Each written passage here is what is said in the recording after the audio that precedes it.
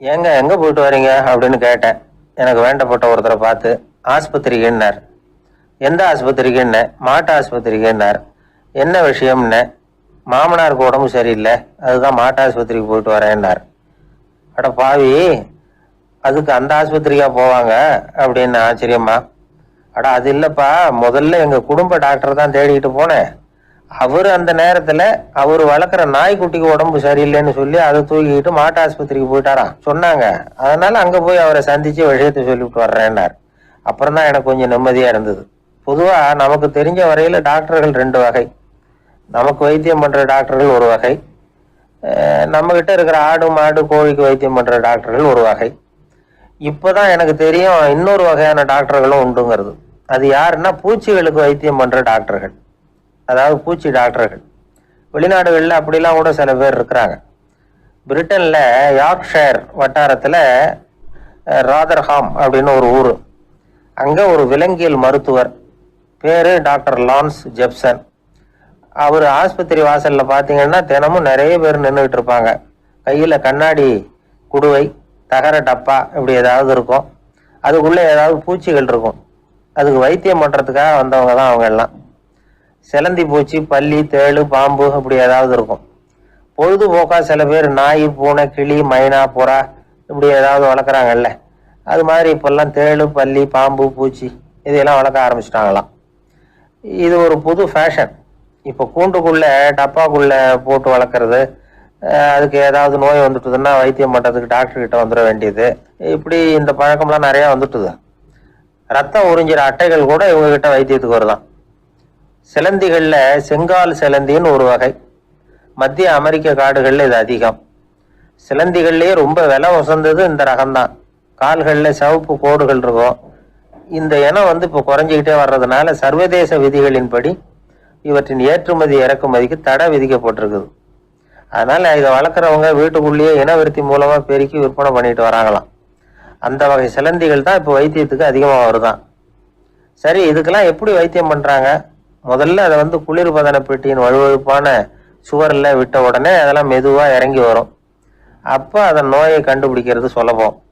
அப்புறம் அதுக்கு கிருமிகளை கொல்லக்கூடிய மருந்துகளையோ வலி நிவாரண மருந்துகளையோ கொடுப்பாங்க.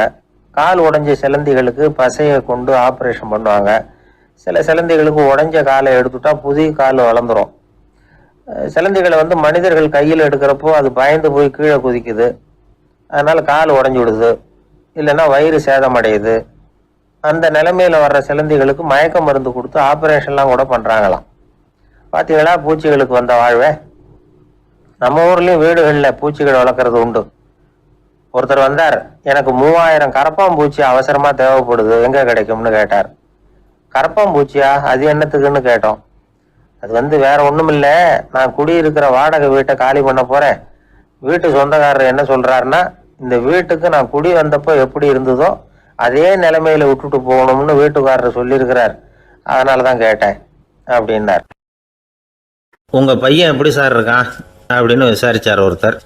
அவன் என்ன சார், எதை சொன்னாலும் காதில் வாங்க மாட்டேங்கிறான், அவன் பாட்டுக்கு போகிறான் வர்றான் அப்படின்னு சொல்லி அழுத்துக்கிட்டார் அப்பா. பெரியவங்க சொல்கிறத சின்ன பிள்ளைங்க கேட்கறது இல்லைங்கிறது ஒரு குறை. பெரியவங்க சொல்கிறது சின்ன பிள்ளைங்க காதிலேயே விழறது இல்லைங்கிறது ஒரு குறை. இது கொஞ்சம் சீரியஸான விஷயம், கவனித்து பார்க்கணும். ஒரு குழந்தைக்கு காது சரியாக கேட்குதா இல்லையா அப்படிங்கிறத நாம் தான் கவனித்து பார்த்து கண்டுபிடிக்கணும். அதுவாக நம்மக்கிட்ட தவழ்ந்து அப்பா எனக்கு காது கேட்கல, அழைச்சிட்டு போங்க டாக்டர்கிட்ட அப்படின்னுலாம் சொல்லிகிட்டு இருக்காது. அது சரி, ஒரு குழந்தைக்கு காது சரிவர கேட்குதா இல்லையா அப்படிங்கிறத முன்கூட்டியே நாம் தெரிஞ்சுக்கிறது எப்படி? அதுக்கு சில வழி இருக்குது. உங்கள் குழந்தைய கொஞ்சம் அப்படி கவனித்து பாருங்கள். அடிக்கடி ஜலதோஷம், காதில் அரிப்பு ஏற்படுதா, மூக்கு விரிவாகவும் அப்புறம் டான்சில், அடினாய்டு, சத அழற்சி இது மாதிரி ஏதாவது இருக்கா, வாயிலிருந்து எச்சில் ஒழுகுதா, குழந்தை வாயினால் சுவாசிக்குதா, பற்கள் முன்னாடி தள்ளி வளருதா, இதெல்லாம் அதுக்கு அறிகுறி. அப்புறம் இந்த VBDF TH இப்படி இந்த ஒலிகள் சேர்ந்த வார்த்தைகளை குழந்தை சரியாக புரிஞ்சுக்காது. இப்போ உதாரணத்துக்கு பட்டுன்னு சொல்லு குழந்தை அப்படின்னீங்கன்னா அது கட்டுன்னு சொல்லும். அதாவது பட்டு சவுண்டை அதால் புரிஞ்சிக்க முடியல. அப்புறம் உங்கள் குழந்தை உங்களை உறக்க பேச சொல்கிறானா, அடிக்கடி கேள்வி கேட்குறானா, சாப்பிட்றப்போ கவனம் இல்லாமல் இருக்கானா, படிப்பில் போதுமான முன்னேற்றம் இல்லையா, வகுப்பில் சரியாக கவனிக்கிறது இல்லையா, இப்படிலாம் இருந்தால் ஆரம்பத்திலேயே டாக்டர்கிட்ட அழைச்சிட்டு போய் சிகிச்சையை ஆரம்பிச்சுடலாம், குணப்படுத்தி விடலாம். குழந்தைக்கு காது சரியாக கேட்கலன்னா நீங்கள் செய்ய வேண்டியது என்ன தெரியுமா? அவனுக்கு காது கேட்கலேங்கிறதுக்காக அவன் முன்னாடி சத்தம் போட்டு பேசக்கூடாது. மெதுவாக சீராக பேசணும், அவனை பார்த்து பேசணும். உங்கள் உதட்டு அசைவுகள் அவனுக்கு உதவும், அதை பார்த்தே புரிஞ்சுக்குவான். நீங்கள் வாயில் வெத்தலை பாக்கு போட்டுக்கிட்டோ புகை பிடிச்சிக்கிட்டோ பேசக்கூடாது. அப்படி பேசினா அவனால் அந்த உச்சரிப்பை சரியாக புரிஞ்சிக்க முடியாது. ஒரு வார்த்தையை சொல்கிறீங்க, அவனுக்கு புரியல அப்படின்னா அதே வார்த்தையை மறுபடியும் சொல்லணும். அவனுக்கு நீங்கள் முதல்ல சொன்ன வார்த்தை புரியலேன்னு நினச்சிக்கிட்டு மறுபடியும் திருப்பி சொல்கிறப்போ அதே அர்த்தம் வரக்கூடிய வேறு வார்த்தையை சொல்லக்கூடாது. இப்படிலாம் நடந்துக்கிட்டால் அவனுக்கு மன திடத்தை ஏற்படுத்த முடியும். இல்லைன்னா அவனுக்கு தாழ்வு மனப்பான்மை வந்துடும். குழந்தைக்கு காது கோளாறுன்னா ஆரம்பத்திலேயே டாக்டர்கிட்ட அழைச்சிட்டு போனால் போதும், குணப்படுத்தி விடலாம். அப்புறம் பார்த்துக்கலாமே அப்படின்னு அலட்சியமாக இருந்துட்டால் தான் கஷ்டம். சில பேர் கோபத்தில் சின்ன பிள்ளைங்க காதை பிடிச்சி திருகிறது உண்டு. இது ரொம்ப தப்பு. காது கையோடு வந்துட்டால் என்ன பண்ணுறது? ஒரு வேடிக்கை கதை, அது கதை தான், நிஜமாக நடந்ததில்லை, அது மாதிரி நடக்காது. ஒரு வேடிக்கைக்காக சொல்லப்படுற கதை. அதாவது ஒரு வீட்டில் அப்பா அம்மாவை பார்த்து சொல்லிகிட்டு இருக்கார், இதை பாரு, நாளைக்கு காலையில் என்னை சீக்கிரம் எழுப்பி விட்ரு, நான் செங்கல்பட்டு வரைக்கும் போயிட்டு வர வேண்டியிருக்கு அப்படின்னாராம். இதை அவங்க பையன் காதில் வாங்கிட்டு இருக்கான். அப்பாவுக்கு சிரமம் வேண்டாமே அப்படின்னு நினச்சி அவனே காலையில் யாருக்கும் தெரியாமல் எழுந்திரிச்சு புறப்பட்டு செங்கல்பட்டு போட்டான். சாயந்தரமாக திரும்பி வந்தான். அப்பா பையனை காணாமல் அலமோதிக்கிட்டு இருக்கிறார். சாயந்தரமாக பையனை பார்த்ததும் எங்கடா போயிட்டு வந்தேன்னு கேட்டார் கோவமாக. செங்கல்பட்டுக்கு போயிட்டு வந்தேப்பா, நீ வேணா அலைய வேண்டாமேன்னு அப்படின்னா. எதுக்கடா போனேன்னு அதட்டினார். அதான்ப்பா, நீ நேற்று அம்மாக்கிட்ட சொல்லிகிட்டு இருந்த, அதை காதில் வாங்கினேன், உனக்காக நான் போயிட்டு வந்தேன் அப்படின்னா. உடனே எந்த காதில் வாங்கினேன் அப்படின்னு சொல்லி காதை பிடிச்சி திருகினார். அந்த காது கையோடு வந்துட்டுது. இது நடந்து கொஞ்ச நாள் கழித்து அந்த அப்பாவும் பையனும் கடத்தெருவில் போய்கிட்டு இருக்கிறாங்க. எதிரில் ஒரு நாய் ஓடி வந்தது. அதுக்கு 2 காதும் இல்லை. என்ன இது, இந்த நாய்க்குட்டிக்கு 2 காதும் இல்லை அப்படின்னார் அப்பா. அதுக்கு பையன் சொல்கிறான், அப்பா அது 2 தடவை செங்கல்பட்டுக்கு போயிட்டு வந்துடுவோம் அப்படின்னானா. ஒரு தந்தை தன்னோட பிள்ளைய ரொம்ப தைரியசாலியாக வளர்க்கணும்னு ஆசைப்பட்டார். அதுக்காக அவனை கூப்பிட்டு உட்கார வச்சு இப்படி உபதேசம் பண்ணார். இதை பாருப்பா, நான் உன்னாட்டம் இருக்கிறப்போலாம் எதுக்கும் பயப்பட மாட்டேன், ரொம்ப துணிச்சலாக இருப்பேன். ஒரு நாள் ஒரு அப்பாவி எலிய ஒரு பூனை துரத்திட்டு ஓடிச்சு. நான் உடனே என்ன செஞ்சேன் தெரியுமா?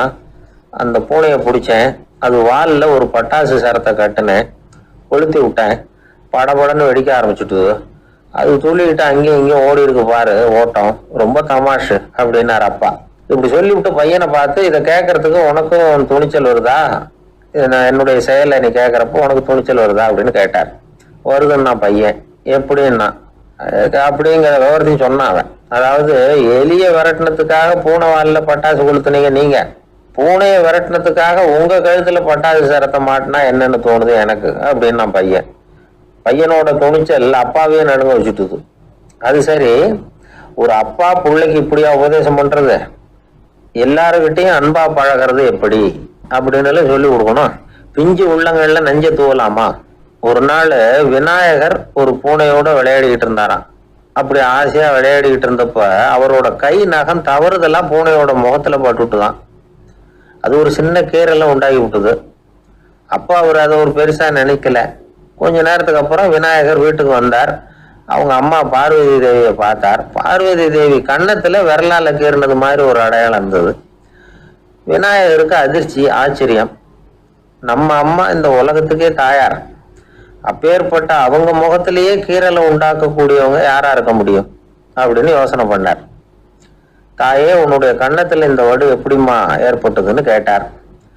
குழந்தாய், இது நீ செஞ்ச காரியம்தான்ப்பா, உன்னுடைய கை நகம் கீறினதுனால ஏற்பட்ட வடுதான் இது அப்படின்னாங்க அவங்க. விநாயகர் திடுக்கிட்டு போட்டார். எப்படிம்மா அது? நான் எந்த காலத்திலயும் ஒன்று அப்படி கீறினதாக எனக்கு நினைவு இல்லையே அப்படின்னார். இன்னைக்கு காலையில ஒரு பூனையை கீறினதை நீ மறந்துட்டியா அப்படின்னாங்க அந்த அம்மா. விநாயகர் திகைச்சு போய் நின்னார். பார்வதி தேவி சொன்னாங்க, இதை பாருப்பா, இந்த உலகத்துல இருக்கக்கூடிய எல்லா உயிர்கள்லையும் நான் இருக்கிறேன். நான் தான் இந்த உலகமா ஆகி இருக்கிறேன். ஆகையினால நீ யாரை துன்புறுத்தினாலும் அது உண்மையிலேயே என்ன துன்புறுத்தினதா தான் வந்து முடியும் அப்படின்னாங்க. விநாயகர் மனசுக்குள்ள ஒரு வெளிச்சம் ஏற்பட்டுதான். அதுக்கப்புறம் அவர் யாரையுமே கல்யாணம் பண்ணிக்காததுக்கு அதுதான் காரணமா. இந்த உலகத்துல எல்லாரையும், இங்க இருக்கிற எல்லாத்தையும் தாயின் வடிவமா அவர் பார்க்க ஆரம்பிச்சுட்டாராம். குருதேவர் ராமகிருஷ்ணர் இந்த கதையை எடுத்து சொல்லியிருக்கிறார். நபிகள் நாயகம் ஒரு தடவை ஒரு நாற்காலியில உட்காந்து என்னமோ யோசனை பண்ணிட்டு இருந்திருக்கிறார். அப்ப அவரோட உடையில ஒரு கீழ்ப்பகுதி தரையில படிஞ்சு கிடந்திருக்குது. அங்க விளையாடிக்கிட்டு இருந்த ஒரு பூனை அது மேல வந்து படுத்து தூங்கி போச்சு. தொழுகை செய்ய வேண்டிய நேரம் வந்துட்டு நபிகள் நாயகம் எழுந்திருக்க பார்த்தார். அப்போதான் பூனை தன்னோட உடை மேல படுத்து தூங்கிட்டு இருக்கிறது கண்ணில் படுது. பூனையோட தூக்கத்தை கலைக்க விரும்பல அவர். தன்னுடைய சகோதரியை கூப்பிட்டார். ஒரு கத்திரிக்கோள் எடுத்துட்டு வர சொன்னார். பூனை படுத்திருந்த உடை பகுதி மட்டும் இருக்குல்ல, அதை மட்டும் அதோட கத்திரிச்சு விட்டுட்டு அதுக்கப்புறம் அவர் எழுந்திரிச்சு தொழுகைக்கு போனாராம். அதாவது பிற உயிர்கள் கிட்ட எப்படி அன்பு காட்டணுங்கிறத பெரியவங்க எவ்வளவோ விதத்துல நமக்கு எடுத்து காட்டியிருக்கிறாங்க. இருந்தாலும் எத்தனை பேர் மனசுல அதெல்லாம் உரைச்சிருக்குது? நாமளும் நம்ம ட்ரெஸ் மேல ஒரு பூனை படுத்திருந்தா ஒரு கத்திரிக்கோலை தான் தேடுவோம், எடுத்துக்கிட்டு வர சொல்லுவோம். துணியை வெட்டுறதுக்கு பதிலாக இல்லை அதோட வாழை வெட்டினா என்ன அப்படின்னு தோணும். ஒரு ஆளு ரொம்ப பிரியமா ஒரு பூனையை ஆத்துல குளிப்பாட்டிக்கிட்டு இருந்தானா. எப்படி? அந்த பூனையை ஆத்து தண்ணியில அமுக்கி அமுக்கி குளிப்பாட்டிக்கிட்டு இருக்கிறான். அந்த வழியா போன பெரிய ஒருத்தர் இதை பார்த்தார். இதை பார்ப்பா, பூனை அது மாதிரி ஆத்து தண்ணியில அமுக்கி குளிப்பாட்டாத, மூச்சு திணறி செத்து போடும் அப்படின்னு அட்வைஸ் பண்ணார். நீ போய் அவன் வேலையை பார்த்துக்கிட்டு, எனக்கு எல்லாம் தெரியும்னா இவன். சரின்னு அவர் போயிட்டார். கொஞ்ச நேரம் கழிச்சு அவரே அந்த வழியா திரும்பி வந்துகிட்டு இருந்தார். ஆத்துல பூனையை குளிப்பாட்டிக்கிட்டு இருந்தவன் அழுதுகிட்டு உட்காந்துருக்கிறான். பக்கத்துல அந்த பூனை செத்து கிடக்குது. இதை பார்த்தாரு பெரியவர். நான் தான் அப்பவே சொன்னேனே அந்த பூனையை ஆத்துல நினைக்காதேன்னு, அதை கேட்டிருந்தா அப்படி ஆயிருக்குமா அப்படின்னார். அந்த ஆள் கோபமா அவரை முறைச்சு பார்த்தான். அட போய்யா, இந்த பூனை ஆத்துல குளிச்சதுனால ஒன்றும் செத்து போகல, குளிச்சதுக்கு அப்புறம் அதோட உடம்பு ஈரமா இருக்குதுன்னு அதை புழிஞ்சேன், அதனாலதான் அப்படி ஆயிட்டுது அப்படின்னு நானா. ஒரு அப்பாவுக்கு 2 பிள்ளைங்க. மூத்தவன் ரொம்ப அடக்கம். அப்பா எது சொன்னாலும் கேட்பான், பெரியவங்களுக்கு கீழ்ப்படிஞ்சு நடப்பான். இளையவன் அப்படி இல்லை, தான் நினச்சதை தான் சொல்லுவான், செய்வான். அடுத்தவங்க சொல்கிறத கேட்க மாட்டான், அடங்கி நடக்க மாட்டான். இந்த 2 பேரில் யாரை உங்களுக்கு பிடிக்கும்? பெரியவனை தான் பிடிக்கும். ஏன்னா அவன் தான் சொல்கிற பேச்சை கேட்குறவன் அப்படின்னு சொல்லுவீங்க. ஆனால் ஒரு ஞானி என்ன சொல்கிறாரு தெரியுமா?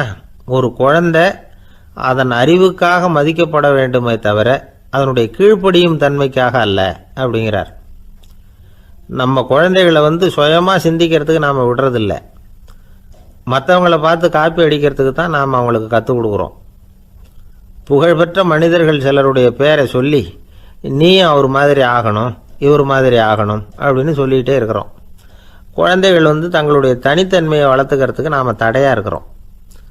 ஒரு குழந்தைகிட்ட அனாவசியமாக நம்பிக்கையை வளர்த்துடக்கூடாது, எந்த கோட்பாட்டையும் திணிக்கக்கூடாது. நாம் ஏற்கனவே அர்த்தமில்லாத கருத்துக்களையும் கொள்கைகளையும் மனசில் போட்டு நிரப்பி வச்சுருக்கிறோம்.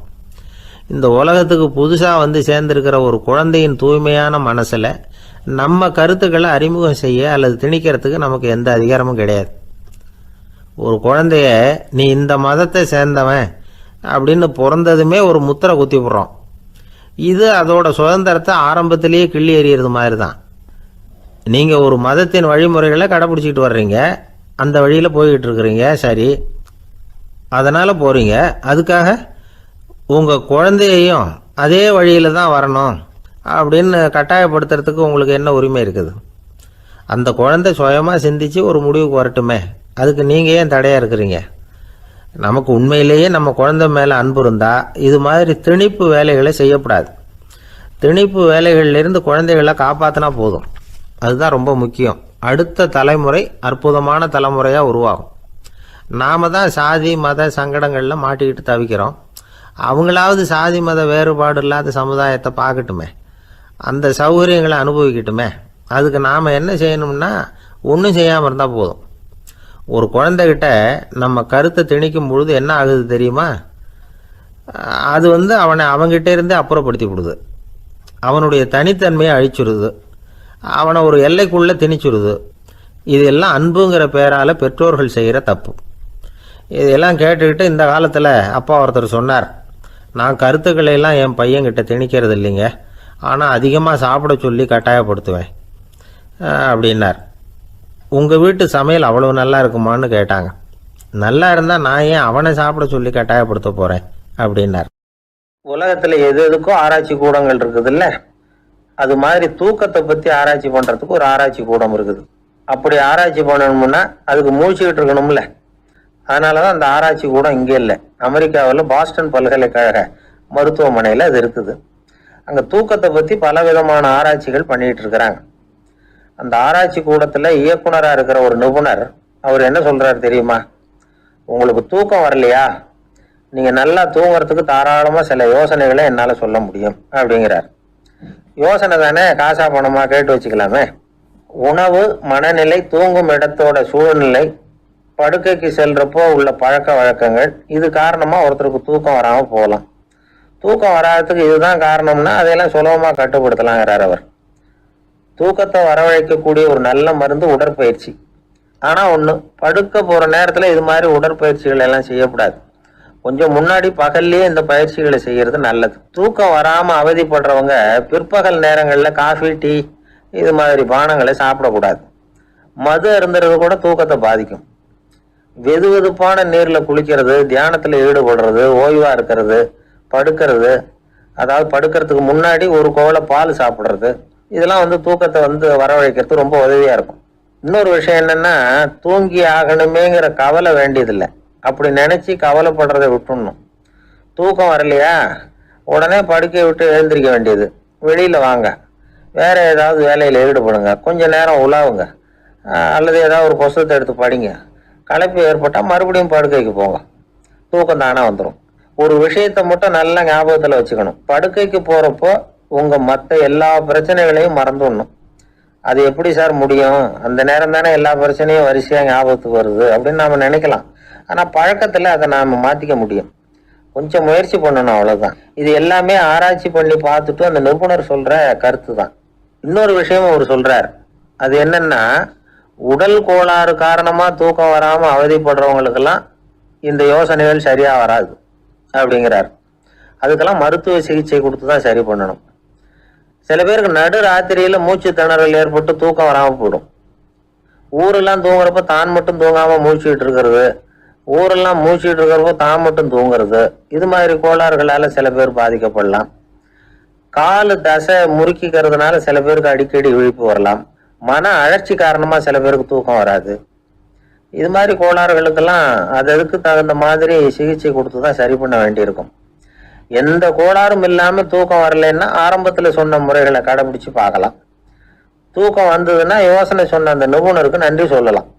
ஒருத்தர், ஏன் சார் பஸ்ஸில் தூங்குறது கெட்ட பழக்கமானு கேட்டார். இல்லையே, நான் கூட பஸ்ஸில் போகிறப்ப தூங்கிட்டு தானே போவேன் அப்படின்னார் இன்னொருத்தர். அப்புறம் ஏன் என்ன டிரைவர் வேலை வேணாம்னு வீட்டுக்கு அனுப்பி வச்சுட்டாங்க அப்படின்னாராம் அவர். ஒரு ஊரில் ஒரு மன்னன் இருந்தான், கொடுங்கோல் மன்னன். நிறைய தொந்தரவு பண்ணிக்கிட்டு இருந்தான்.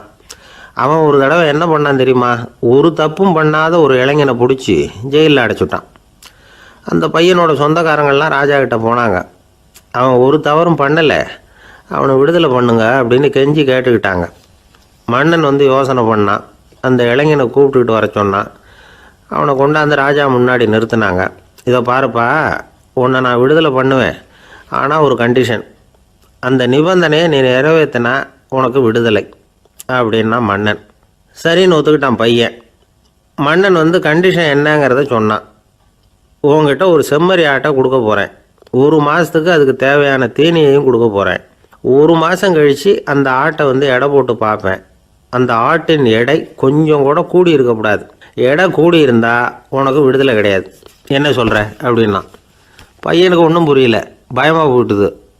குழம்பிக்கிட்டே நின்றுக்கிட்டு இருக்கிறான். சரி, 1 நாள் டைம் தரேன், நல்லா யோசனை பண்ணி பார்த்துட்டு நாளைக்கு உன் முடிவை சொல்லு அப்படின்னா மன்னன். பையன் கவலையோடு வெளியில் வந்தான். அங்கே ஒரு பெரியவர் நின்றுக்கிட்டு இருந்தார். அவர்கிட்ட விஷயத்தை சொன்னான். அந்த பெரியவர் இந்த பையனுக்கு காதோட காதாக ஒரு வழியை சொல்லி கொடுத்தார். அதை கேட்டதும் பையன் மறுபடியும் மன்னன் முன்னாடி வந்து நின்னா. உங்கள் நிபந்தனையை ஏற்றுக்கிறேன்னு சொன்னான். மன்னன் வந்து ஒரு ஆட்டுக்குட்டியையும் அதுக்கு 1 மாதத்துக்கு தேவைப்படுற தீவனத்தையும் கொடுக்கும்படியாக உத்தரவு போட்டான். கொடுத்தாங்க. ஓடிட்டு போயிட்டான். 1 மாதம் தினமும் தவறாமல் அந்த தீவனத்தை ஆட்டுக்குட்டிக்கு போட்டுக்கிட்டு இருக்கிறான். 1 மாதம் கழித்து அந்த ஆட்டை வந்து அரண்மனைக்கு ஓட்டிகிட்டு போனான். மன்னன் அதை எடை போட்டு பார்க்குறான். எடை கூடவே இல்லை, அப்படியே தான் இருக்குது. உடனே போட்ட நிபந்தனைப்படி அந்த இளைஞனை வந்து விடுதலை பண்ணிவிட்டான். சரி, ஆட்டுக்கு எடை கூடாமல் இருக்கிறதுக்கு அந்த பெரியவர் சொல்லி கொடுத்த யோசனை என்ன அப்படின்னா, அது வேற ஒன்றும் இல்லை. அந்த ஆட்டுக்கு எதிரில் அது கண்ணில் படுற மாதிரி ஒரு ஓநாயை கட்டி போட சொன்னார். அவ்வளவுதான். ஆட்டுக்கு ஓநாய்ங்கிறது பிறவி பகை. ஓநாயை பார்த்தா ஆடு நடுங்க ஆரம்பிச்சிரும், அவ்வளவு பயம். தினமும் அந்த ஆடு பயந்துக்கிட்டே தேனி சாப்பிட்டுது, எடை கூடல. அதுதான் ரகசியம். இது வந்து சின்ன பிள்ளைங்களுக்கான ஒரு கதை. இதிலேருந்து தெரிஞ்சிக்க வேண்டிய உண்மை என்னென்னா, நாமெல்லாம் சாப்பிட்றப்ப மனசும் உடம்பும் அமைதியாக இருக்கணும். அப்போ தான் அது உடம்புல ஒட்டும். அவசரத்துலேயும் பயத்துலையும் சாப்பிட்டா அது சரியாக ஜீரணமாகாது. இன்னொரு ராஜா இருந்தார். அவரும் ஒரு இளைஞனை ஜெயிலில் அடைச்சி விட்டார். விடுதலை பண்ணணும்னா ஒரு கண்டிஷன்னார். என்னன்னு கேட்டான். ஒரு ஆட்டுக்குட்டியை அவன் முன்னாடி கொண்டாந்து நிறுத்துவேன். நீ அதுக்கிட்ட ஒரு கேள்வி கேட்கணும். அதுக்கு சரியான பதிலை சொல்லணும். அப்படி செஞ்சுட்டா உனக்கு விடுதலைன்னார். இளைஞன் யோசனை பண்ணி பார்த்தான். சரின்னு ஒத்துக்கிட்டான். அது பிரகாரமே ஆட்டுக்குட்டியை பதில் சொல்ல வச்சுட்டான். என்ன நடந்தது தெரியுமா? ஆட்டுக்குட்டியை கொண்டாந்து நிறுத்தினாங்க. இவன் மெதுவாக அதுக்கிட்ட போனான். அது காதுகிட்ட போய் ஏப்ரலுக்கு அடுத்த மாதம் என்ன மாதம்னு கேட்டான். அது உடனே மேன்னு கத்திச்சு. இவன் விடுதலை ஆகிட்டான். ஒருத்தரை பார்த்து உன்னுடைய நண்பர்கள் யார் அப்படின்னு ஒரு கேள்வி கேட்டு பாருங்க. கொஞ்சம் யோசிச்சு பதில் சொல்லுவாங்க. அவங்க கிட்டேயே உன்னுடைய எதிரிகள் யார் அப்படின்னு கேளுங்க, கடகடன்னு ஒப்பிச்சிருவாங்க. நம்ம மனசு இருக்க, அது எப்படின்னா, நம்ம நண்பர்களை விட எதிரிகளை அது நல்லா ஞாபகத்தில் வச்சுக்கும். இது ஒரு ஆச்சரியமான உண்மை.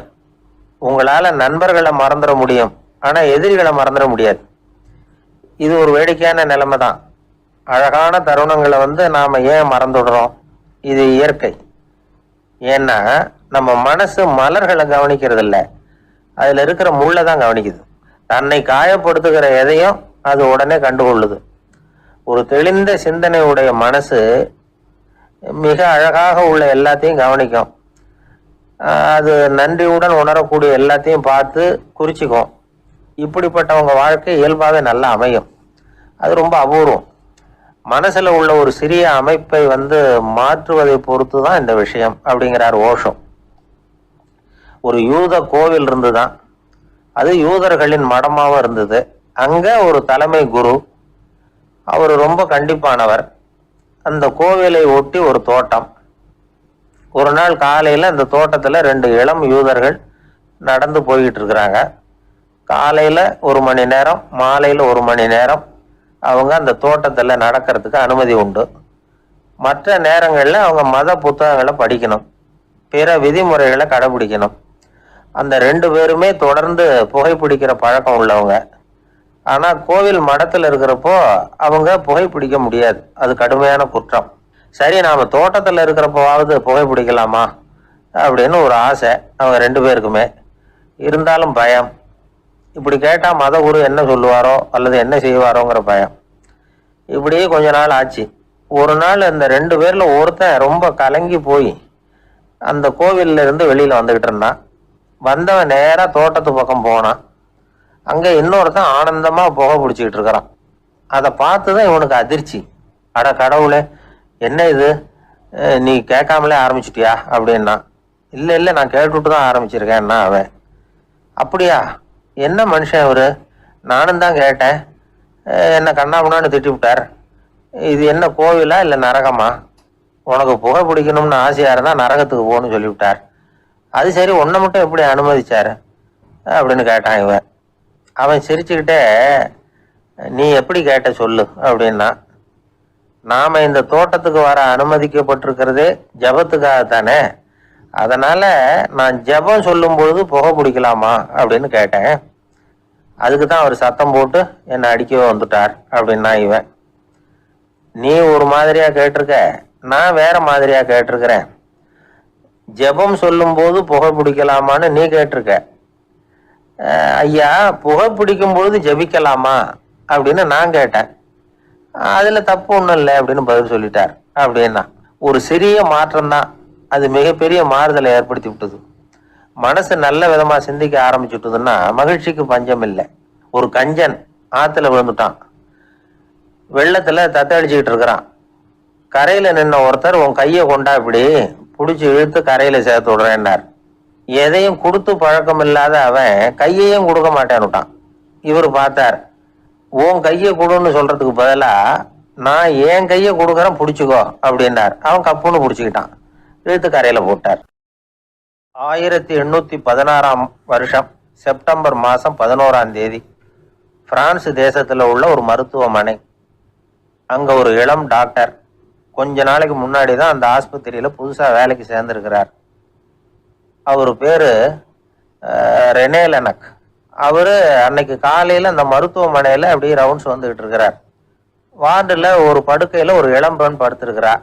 அந்த பொண்ணுக்கு இருதய நோயா இருக்கலாம்ங்கிறது மற்ற டாக்டர்கள் சந்தேகம்.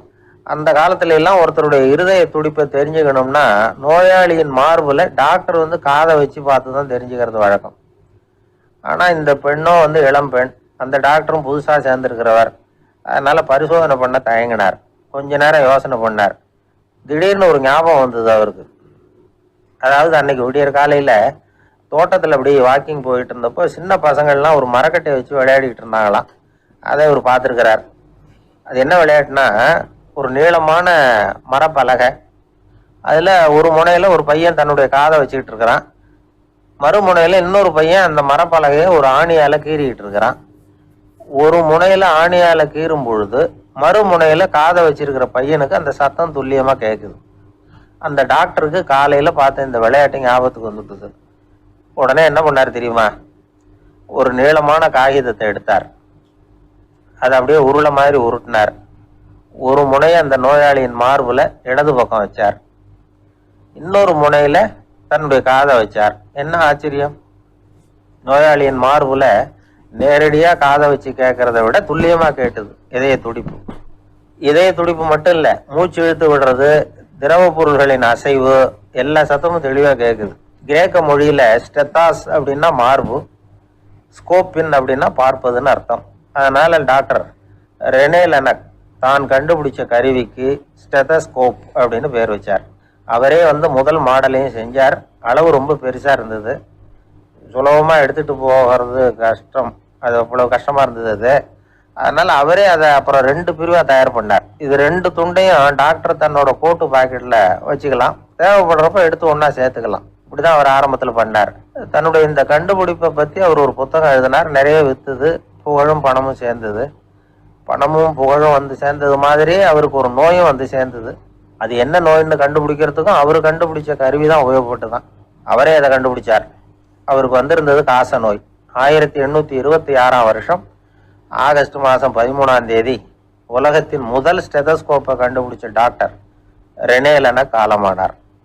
அவர் சாகிறதுக்கு முன்னாடி மரத்தால் செஞ்சு வச்சிருந்த ஸ்டெதஸ்கோப்பை தனக்கு வேண்டியப்பட்ட ஒரு டாக்டர்கிட்ட கொடுத்து, என்னுடைய சொத்துக்கள்லேயே ரொம்ப வசந்தது அப்படின்னு சொன்னாராம்.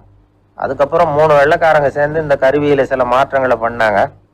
ஆனால் 1829 லண்டனில் டாக்டர் நிக்கோலஸுங்கிறவர் ஒரு காதால இதய துடிப்பை கேட்கறத விட டாக்டர் 2 காதாலையும் கேட்கறது தான் சரியா இருக்கும் அப்படின்னு ஒரு கருத்தை வெளியிட்டார். அதுக்கப்புறம் ரொம்ப காலம் கழிச்சு 1852 ஜார்ஜ் காமான் அப்படிங்கிறவர் ரப்பர் டியூப்களை உபயோகப்படுத்தி 2 காதாலையும் கேட்குற மாதிரி ஒரு புதிய வடிவத்தை அதுக்கு கொடுத்தார். அதுக்கு பிறகு அது படிப்படியா எவ்வளவோ மாற்றங்கள் இருந்தாலும் ஆரம்பத்துல டாக்டர் ரெனே லெனக் உருவாக்கின அடிப்படை மாடலை யாரும் மாற்றி அமைக்கலைங்கிறது தான் முக்கியமான விஷயம். நமக்கு தெரிஞ்ச ஒரு ஆஸ்பத்திரி, அதில் ஒரு நோயாளி, காலை நேரத்தில் நர்ஸு அந்த பக்கமாக போயிட்டு இருந்தாங்க. அதை பார்த்துட்டு ஒரு நர்ஸுன்னு கத்துறார். நர்ஸு அவசரமாக ஓடி வந்து என்ன விஷயம்னு கேட்டாங்க. சிஸ்டர், இங்கே பாருங்க, உங்கள் டாக்டரை என் நெஞ்சில் ஒரு காதை வச்சு கேட்டுக்கிட்டு இருக்கிறார் அப்படின்னார் நோயாளி. சிஸ்டர் பதட்டப்படாம, அதனால என்ன, இந்த டாக்டர் பழமையான விஷயங்கள்ல ரொம்ப நம்பிக்கை உள்ளவர், அதனால ஸ்டெதாஸ்கோப்பை உபயோகப்படுத்தாம காதை வச்சு கேட்கிறார், அது ஒன்றும் தப்பு இல்லை அப்படின்னாங்களாம். ஐயோ, அதுக்காக இல்லை சிஸ்டர், இவர் என் நெஞ்சு மேலே தலையை வச்சது நேற்று ராத்திரி 9 மணி. இப்போ விடிஞ்சு போச்சு, இன்னமும் தலையை எடுக்கவே இல்லை. அதுக்காக தான் சந்தேகப்பட்டு உங்களை கூப்பிடுறேன் அப்படின்னாராம்.